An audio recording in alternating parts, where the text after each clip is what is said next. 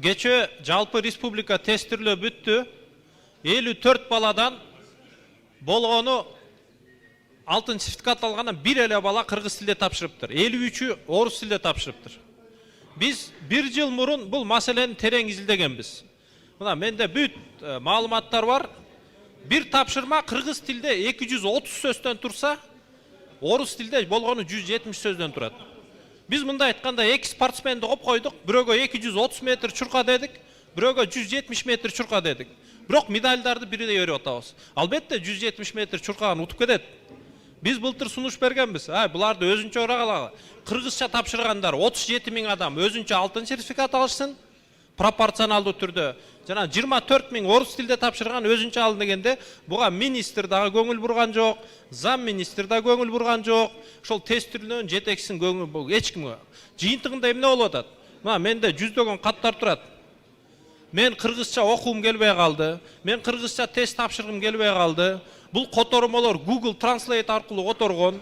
Тапшырмалар маанисиз деген көптөгөн бирок министрлик көңүл бурбайт. Урматтуу төрага, мен кыскача эле сунушум бар.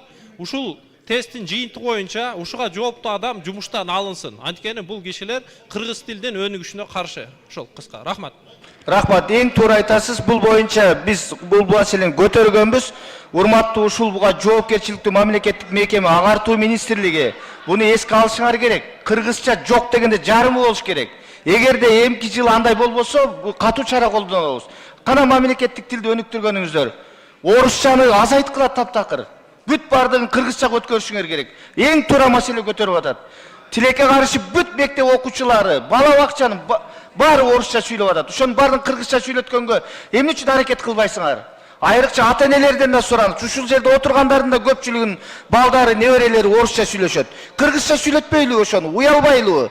Мына кече биз Иманалы Айдарбековдун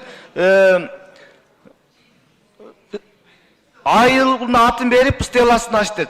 Ушулар ошол эле Касым Тыныстанов, ошол эле Абдыкерим Сыдыков, Жусуп Абдрахманов, Абдыкадыр Орозбековтар азыр бизди кыргыздын ушундай орусча сүйлөп, кыргыз тилин жерип атканыбызды көрсө, бизге наалат айтмак.